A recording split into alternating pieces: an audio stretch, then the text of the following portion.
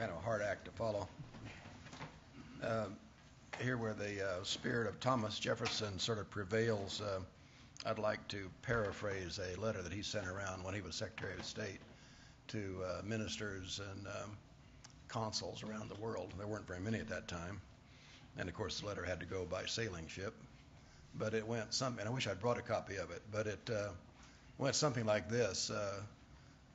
Do not importune your governments with endless queries and entreaties and complaints, lest when you have something important to say to them, they forget to pay attention to you. And the second was, I have full confidence in your ability to maintain the interest of the United States in your post, and would you please inform me from time to time, at least once a year, of your accomplishments. Excellent advice, which none of us have ever been able to follow. I'm here under slightly false pretenses. Jack Matlock was supposed to talk to you about Russia and Mr. Putin, but and he's written books on the subject, and he was ambassador to the Soviet Union and so forth. But he accepted very happily a last-minute appointment to teach at Duke for the semester, and so he's off at Duke while we're sitting here in this lovely room and talking, and I'm talking to you instead. I did serve 3 years as Consul General in then Leningrad, 1988-1991, which was an extremely exciting time, following also the Baltic states, because at that time our policy was not to recognize the incorporation of the Baltic states into the Soviet Union.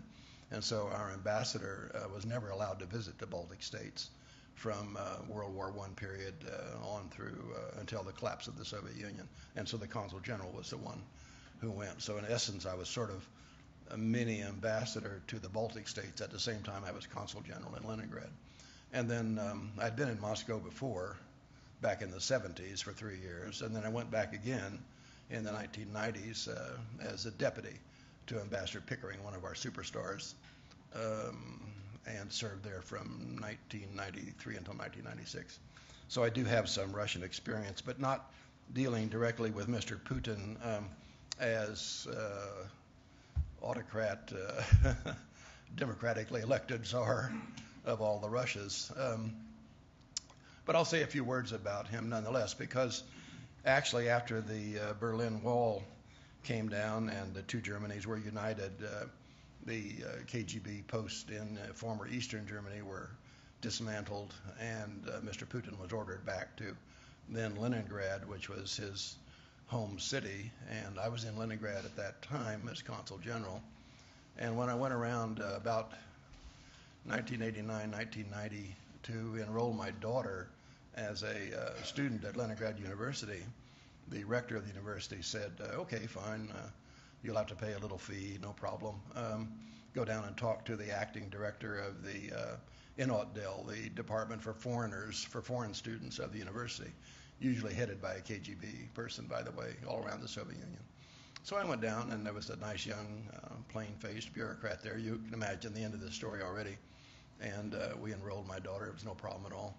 And I went happily about my way, and she had a very nice semester at Leningrad University. And only after I left Leningrad, and I was looking through my business cards years later, did I come across the card of the individual that I had spoken to enroll my daughter. It was Vladimir Putin. And I still have that card as deputy director of the department, not even the director, but deputy director of the Department for Foreigners of Leningrad University. And the interesting thing about it, first, it's interesting in itself, but secondly, the other interesting thing is that later, still while I was in Leningrad, there was a democratic, really a serious democratic election in Leningrad. There were two while I was there, one for the Supreme Soviet, which is like their parliament, and in which the party first secretary and the commanding general of the Leningrad military district and people of that sort would always be elected as deputy to their parliament, to the Duma, to the Supreme Soviet, they called it. Believe it or not, there was an honest election, and the so-called democratic forces won, and the party first secretary, the general, three-star general in charge of the Leningrad military district, they were out. No one could believe it, including me. And in fact, an American journalist called me from Moscow, and she said she'd heard from the election exit polls that this had happened. And I said, with typical State Department superciliousness, oh, well, you can't believe that. That's nonsense. It's still the Soviet Union, and I appreciate these democratic supporters, and we do support them, but that's not going to happen. Well, the next day, I had to call her back and eat humble pie because, in fact, it did happen.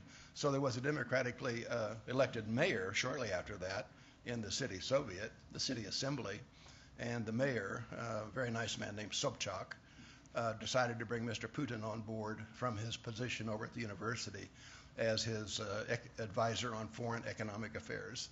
And we had a lot of Western European and American interest in the economy in Leningrad at that time. Mr. Snow came, the head of the CEO of CSX and later Secretary of the Treasury. David Rockefeller came, head of Procter & Gamble, I don't remember his name. These were real big shots, who were coming to Leningrad at that time. And there were some smaller lights who were just interested in doing real business, opening a restaurant or, repair shop or, whatever it was. And if we wanted to glad hand them, we would take them around to see Mayor Sobchak, and he was very good. He would slap them on the back and give them lunch, and they'd smoke cigars, and then everyone would go away happy, and nothing ever came of the investments. But if it was a smaller business fellow who really wanted to do something, one guy opened a bakery. Can you imagine opening a bakery in the Soviet Union? But that's what happened. And people like that we would take to see Putin. And Putin was actually quite good. No nonsense. He was not much of a talker. Didn't show any of this sort of arrogance and whatnot that he has shown nowadays. And he would say, okay, we can do that. You may proceed. Or he would say, no, forget about it, meaning that the mafia had a lock on that particular thing, and it would not be a good idea. Or he would say maybe. And, for most of us, maybe means no in a polite way. But in his case, maybe meant, okay, let me look into it, come around in 10 days or 2 weeks, and we'll see. And then you'd get your yes or your no. And it meant yes or no. So actually, I got along quite well with Putin as foreign economic advisor to the mayor. He would come to our house. My wife is over here, and he would come to our house. He never volunteered much. He was, he was a KGB officer still. He had not resigned from the KGB yet, and we knew that. And he would listen. He would observe. He would answer questions if asked, but he didn't volunteer very much. On the other hand, he would come. He came to receptions, working breakfast, working lunches, the kinds of things that diplomats do. And I always felt if I had a problem, I could go to Mr. Putin and I would get a clear and definite answer. So I got along with him very well. Well, nowadays, things have changed in Russia. It's now the new Russia, for one thing. He certainly has developed severe autocratic tendencies. I think he identifies himself with Russia as a country in its full historical, and he would believe, glorious sense, and it did have a glorious history, of course. He's expressed regrets for the collapse of the Soviet Union. He's expressed some admiration for some aspects of the Tsarist period. He has spent a lot of state money restoring the former palaces and whatnot of the Tsars and the royal family and the Tsarist family. He certainly seems to believe what he is doing. And Russian people, I think, believe that is so, that they have confidence in him as a leader, despite the difficulties of their economic situation. Partly caused by the economic sanctions that we and the European allies have imposed, and which happily are holding, partly by the fall in the price of oil. A very large percentage of Russian GDP is caused by the export of oil and gas, of course, and that has hurt a lot. But, the Russian people are resilient people, and I don't think that they fault Putin for that. There is, of course, a considerable dissension on the part of what I guess I would still call a democratic opposition, a kind of a liberal opposition. There are many, many people who do not like the crackdown on the non-governmental organizations. Many of the Western and American non-governmental organizations have left Russia. which is most unfortunate in my opinion. The LGBT crowd is under severe pressure. Demonstrations have been put down by force. People have been locked up. But having said that, I don't think there's any comparison whatsoever with the Stalinist system, for example, and it would be a big mistake, to think that Russia has gone that far back.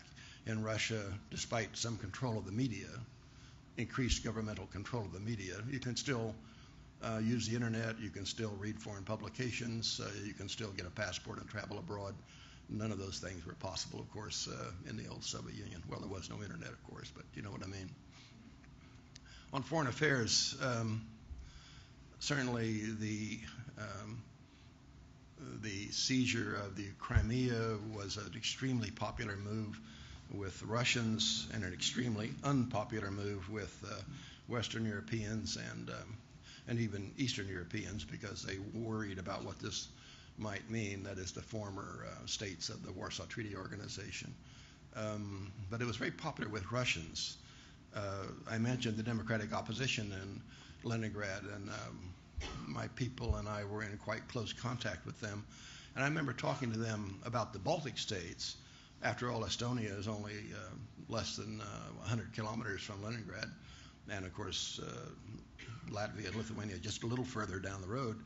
And all this hell was breaking loose down there. The nationalists had seized the parliament buildings and so forth and so on. Well, they said, the Baltic states, Lenin let them go in 1918. They've never considered themselves really part of the Soviet Union. This was still the Soviet Union, mind you. To hell with them. Let them go. We don't care about it. And then they would volunteer, something I never asked about. But Crimea, they would say, and these are young democratic liberals. Crimea is ours. Crimea is Russian.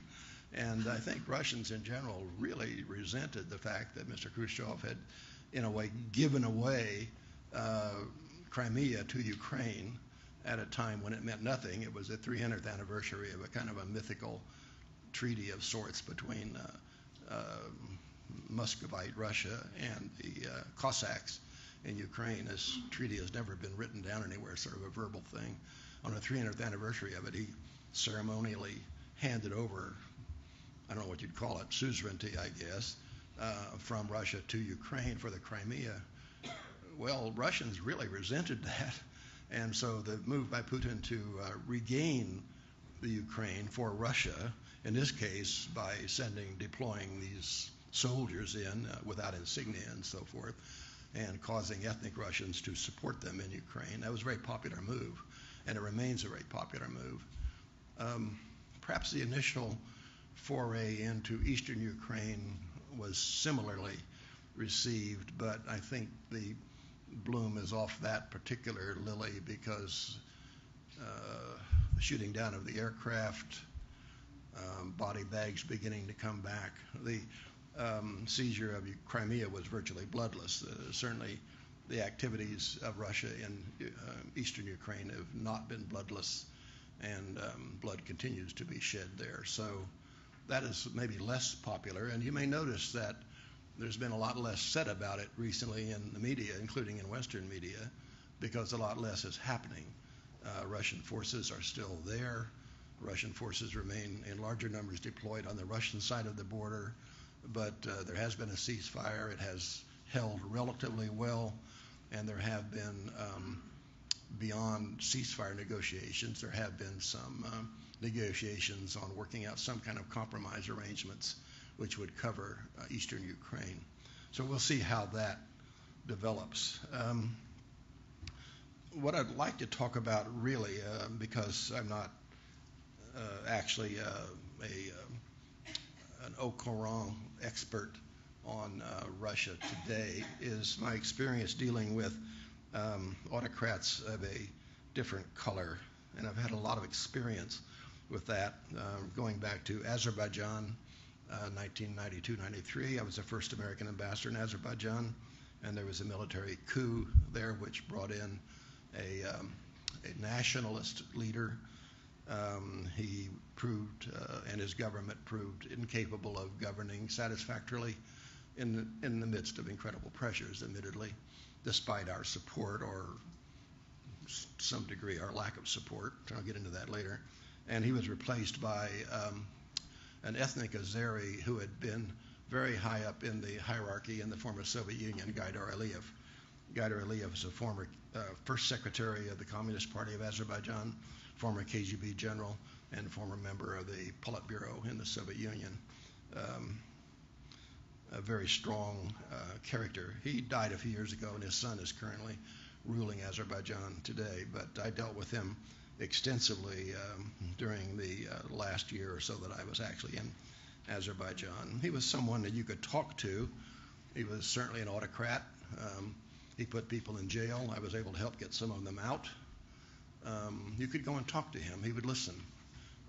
He almost came to an agreement over the disputed territory of Nagorno-Karabakh.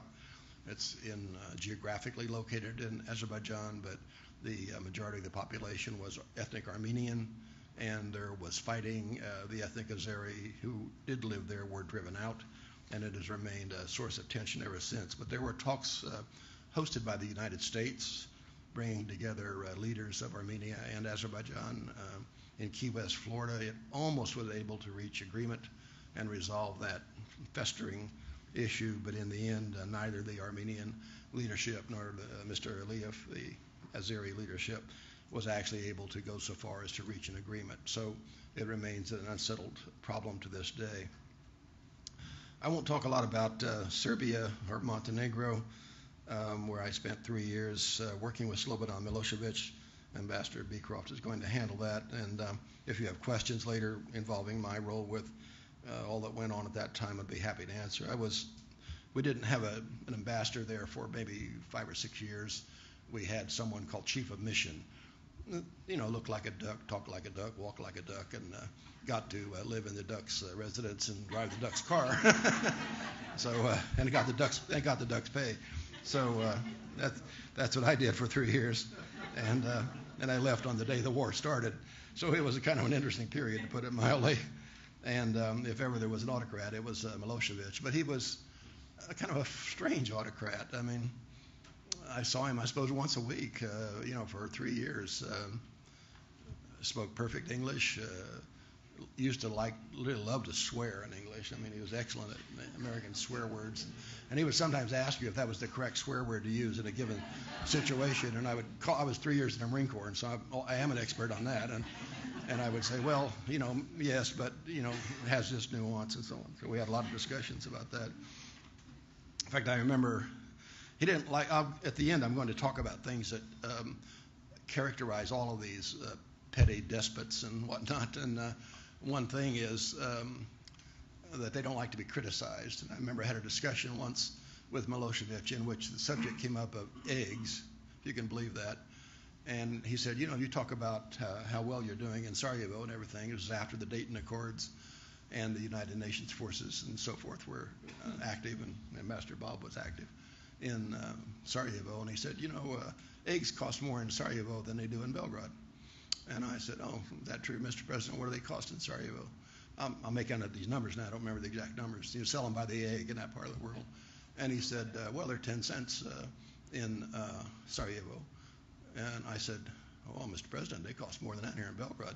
And he said, no, they don't. And I said, well, I was just at the market, Mr. President, and they cost more than that. We're talking about large eggs, right? He said, yes, large eggs. And I said, well, they cost 15 cents here in Belgrade. He said, no, they don't. Said, yes, they do. And finally, I said, well, Mr. President, I don't want to really continue this argument. He said, I am president of this country. You think I don't know what are the price of eggs in my country? And the funny thing is, on the night before, 2 nights before we went to war with Serbia, we were having dinner. Ambassador Holbrooke was there, special envoy. I was there with Milosevic. And I'll be damned if he didn't bring up that egg story after 2 years. It just bothered the hell out of him that I'd criticized him. Well, I don't want to go on forever, and I almost could. Georgia with President Saakashvili, he was a Democrat, but he had autocratic tendencies, I'll put it that way. And I think maybe I'll skip over that because that's a big issue, and you can ask me about it in the questions and answers if you like. Then after I retired, the State Department asked me to go to 2 separate countries to serve as chargé in between ambassadors. I just came back from Kyrgyzstan, Some of you may not know where Kyrgyzstan was. I was not 100% sure myself. It's north of Afghanistan, and it borders China, and it's south of Kazakhstan, which borders Russia. So it's in a kind of a dangerous part of the world, and that was an interesting place to be, I must say. And then a place where there is a dictionary definition of an autocrat, Turkmenistan, President Berdimuhamedov. You do not, I started to use an obscene phrase, but I won't. You don't sharpen a pencil in Turkmenistan without the president, A, being aware of it, and B, either approving it or criticizing it, and you'll hear about the criticism at some point. And that was really quite an experience. Well, what unites all these people, besides their aversion to criticism? They identify themselves with their historic role. Savior of the country, savior of the masses of people from poverty and so forth, eliminator of radical influences, protector against foreign intrusion and influence, whatever it is, in Putin's case, restoration of Russia's former glory and so on. They identify themselves in that way. It becomes larger than they themselves personally. They do have families, they do respect their families, but their families are very strictly in the background. They are the boss, and they make sure that everyone knows about it.